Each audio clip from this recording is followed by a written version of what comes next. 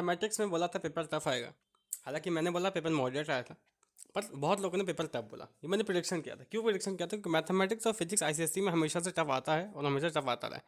Physics सबसे ज़्यादा toughest paper होता है आईसीएसई का। अगर आप एग्री नहीं करते तो या तो आपने फिजिक्स ढंग से पढ़ी नहीं है, या तो आपको एक भ्रम में आप जीना चाहते हैं। तो भ्रम मत ये, फिजिक्स बहुत टफ होने वाला है। अब बोलेंगे कि यार प्रिडिक्शन रॉन्ग हो जाए। देखिए, अगर मेरा प्रिडिक्शन रॉन्ग होगा ना, मैं सबसे ज़्यादा खुश मैं ही हूँगा। मैं क्यों चाहूँगा कि पेपर टफ आए, किसी भी स्टूडेंट का क्यों लोड बढ़े पेपर में, बट पेपर एक लेवल का तो आएगा। पेपर एक लेवल का तो आएगा। कॉम्पिटेंसी बेस्ड क्वेश्चन आएंगे। पिछले साल का पेपर उठा के देख लो 2024 का। अगर किसी को लिंक चाहिए तो मैं लिंक दे दूंगा, आप देखिएगा एक तरीके से 2024 का पेपर। वेबसाइट पे जाइए, देखिए किस लेवल का पेपर आया है। हाँ, 2024 के पेपर अगर आप चाहते हैं कि मैं पूरा पेपर सॉल्व कराऊँ एमसीक्यू वगैरह, तो भैया कमेंट करिए, हम पूरा पेपर डिटेल में सॉल्व करते हैं, कॉन्सेप्चुअली सॉल्व करते हैं एक तरीके से। ठीक है। अब पेपर टफ आएगा आईसीएससी में। अब लोग बोलेंगे ठीक है पेपर टफ आएगा, हम देख लेंगे, पर हम सिलेबस डिस्कस करते हैं कि हमें किस तरीके से पढ़ाई करनी चाहिए, स्ट्रेटजी क्या होने वाली है इस बार फीस की। ठीक है, चलिए स्टार्ट करते हैं। तो देखिए, तो आपको पता है कि एसआई यूनिट में आपको लिखना कुछ बेसिक बातें हैं। 80 मार्क्स का पेपर होगा, कुछ बेसिक बातें। ये सिलेबस है। पहला यूनिट है हमारा फोर्स, पावर, वर्क, एनर्जी। अब टेक्निकली ये यूनिट बहुत लोग को इजी लगती है, बहुत लोग को इस यूनिट के बारे में मिक्स फीलिंग है एक्चुअली। ठीक है, ठीक है, ये वाला पार्ट एक्चुअल में इजी है।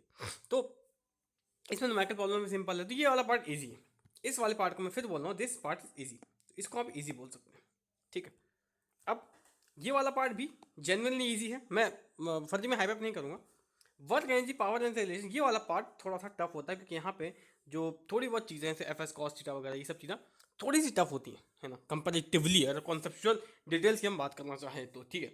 बाकी हाँ, एनर्जी वाला पार्ट भी थ्योरेटिकल है, इजी है एक तरीके से, कोई ज़्यादा टफ नहीं है। बाकी अगर बात करें ये वाला, इसमें डेरिवेशन भी है। हाँ, मैं एक वीडियो बनाऊंगा जिसमें मैं जितने भी फिजिक्स में आपकी डेरिवेशन है क्लास 10 में 2-4 जगह ही हैं, उन सबको कंपाइल करके मैं वीडियो बना के जाऊँगा। अगर वो वीडियो आपको चाहिए तो कमेंट करिए, वरना मैं बनाने की कोशिश करूँगा उस वीडियो को। ठीक है।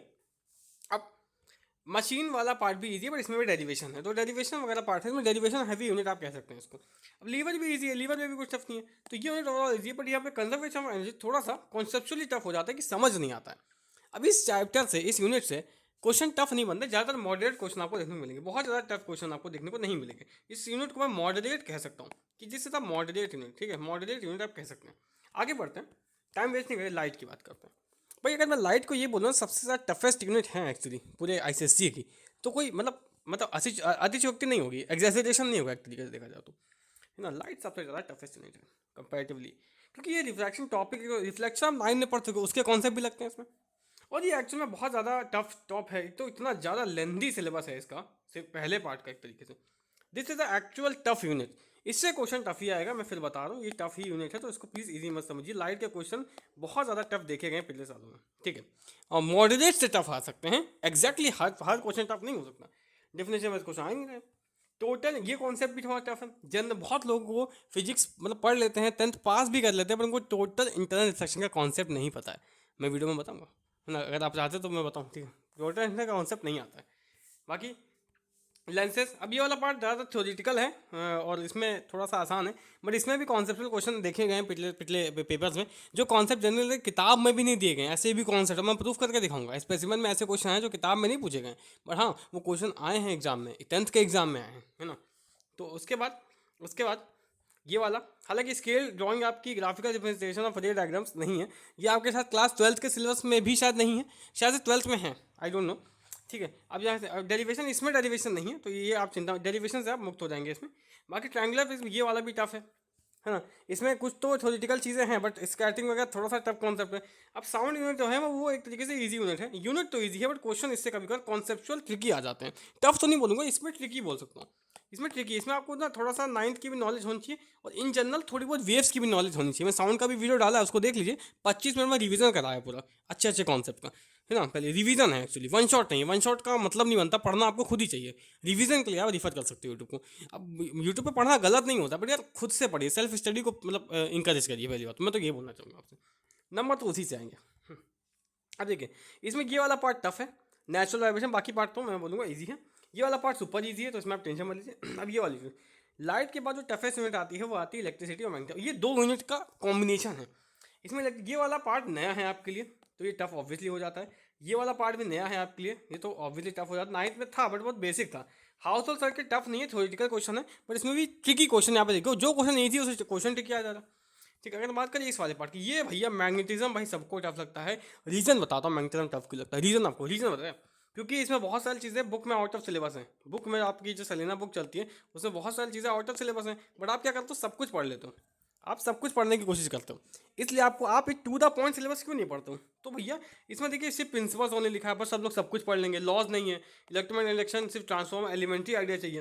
अब देखिए ट्रांसफॉर्मर में सिर्फ सिंपल लेवल डायग्राम से ट्रांसफॉर्मर का कंस्ट्रक्शन पढ़ के आ जाते हैं बच्चों को। सिलेबस मैं बोलो सिलेबस का प्रिंट आउट निकाल के रख लीजिए, वरना ये मैग्नेटिज्म यूनिट आपके लिए नाइटमेयर साबित हो जाएगा। मैं ऑनेस्टली बता, नाइटमेयर से भी मतलब इतना आपको कुछ समझ नहीं आएगा। प्लीज़, बुक में बहुत सारे एक्सरसाइज दे दी गई, अरे बुक में तो भैया मतलब AC DC भी दिया गया, डायरेक्ट करंट, ये सब भी दिया गया है एक तरीके से।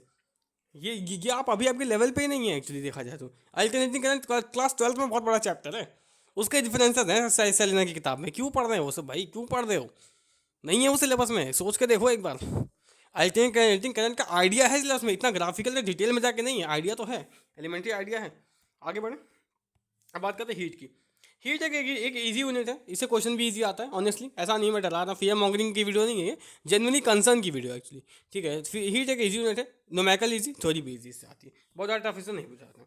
Modern physics again it's easy unit, कुछ ट्रिकी क्वेश्चन एक दो मैंने देखे थे, बहुत ज़्यादा इसमें भी ज़्यादा नहीं आता एक्चुअली। तो वो तो हमारी स्ट्रेटजी क्या है हमारे पास, अगर मैं बात करूँ तो हमारे पास यहाँ पे एक तरीके से यहाँ पे हमने एक चीज़ देखी कि भाई हमारे पास 6 यूनिट थी, जिसमें से 2 यूनिट तो ईजी हैं, 2 यूनिट ईजी हैं, जो आप मतलब आप इजी के में कंसिडर कर सकते, जो कि ये मैंने बोला था, एक कैलोरीमेट्री और एक बेसिकली आपका रेडियो एक्टिविटी। बाकी 1 मिनट मॉडरेट आप बोल सकते हो, जो कि साउंड है, मैंने उसको इजी बोला था, मॉडरेट से इजी आप कह सकते हो, साउंड मॉडरेट है। बाकी 3 यूनिट बचती है, और एक जो यूनिट है आपकी वो आपका ये साउंड हो गया, और ये आपका एक तरीके से हो गया फोर्स वाली जो यूनिट है, वो आपकी भी, ये भी आपकी ईजी टू मॉडरेट आप कह सकते हो, क्योंकि कुछ चीज़ें इसमें टफ भी हैं तो हम ईजी टू मॉडरेट रखते हैं। बाकी जो टफेस्ट यूनिट्स हैं वो एक तो लाइट है, एक लाइट है, और एक है इलेक्ट्रिसिटी एंड मैग्नेटिज्म, वो दोनों एक ही यूनिट है, अलग अलग नहीं है। हाँ, तो हमारी स्ट्रैटेजी क्या होने वाली है कि आपको कॉन्सेप्चुअल डिटेल से बहुत ज़्यादा ध्यान देना पड़ेगा, वरना आपके मार्क्स नहीं आ पाएंगे। मैं बता रहा हूँ 80 में से मार्क्स नहीं आ पाएंगे। फिजिक्स में सबसे ज़्यादा कम मार्क्स आते हैं। पिछले साल का पेपर उठा के देख लीजिए, आपको आइडिया लग जाएगा कि पेपर कितना ज़्यादा टफ आता है एक्चुअली। अब बहुत लोग सोच रहे होंगे कि यार हम वन शॉट देख लेते हैं, है ना, बहुत लोग के दिमाग में क्या होगा, चलो वन शॉट देखते हैं, हम वन शॉट देखेंगे, ठीक है, और कुछ PYQ लगा लेंगे, है ना, ऐसे कुछ 1 साल 2 साल के, तो हमारे 80 में से 70+ मार्क्स आ जाएंगे। ये लोगों का दिमाग है, ये दिमाग है। देखिए वन शॉट जो लोग पढ़ चुके हैं उनके लिए तो ठीक है रिवीजन के लिए, बट जो लोग वन शॉट के भरोसे सोच रहे हैं कि 80 में 70+ लाने की, तो अच्छा है, आपका भ्रम छूट जाएगा, है ना, तरीके से भ्रम आपका टूट जाएगा और छूट जाएगा। टेंशन मत लीजिए आप तरीके से, बिल्कुल टेंशन मत लीजिए। मैं फिर बोल रहा हूँ कि इस भ्रम में मत रहिए एक्चुअली, ये भ्रम में जाने का कोई मतलब नहीं है। 90+ ऐसे फिजिक्स में नहीं आ पाएगा, मैं फिर बता रहा हूँ, पढ़ना पड़ेगा। जिसने पूरे साल पढ़ाई की उसके तो 90+ आ जाएंगे, उसके लिए भी अगर उस पेपर में दिमाग चला पाए। मैं अब किसी को लग रहा होगा कि भाई पेपर मुझे तो ईजी लग रहा है, भाई 10th के लेवल के हिसाब से टफ है ऑब्वियसली, कुछ लोग को ईजी लग सकता है जिन्होंने अच्छी पढ़ाई की है। चलिए ठीक है, थैंक यू। और कुछ और टॉपिक की वीडियोस में डालूंगा फिजिक्स में। बाकी अगर आपको PDF नोट्स चाहिए तो आप मेरा टेलीग्राम ज्वाइन कर सकते हैं, उसमें सब कुछ ऑब्वियसली फ्री है।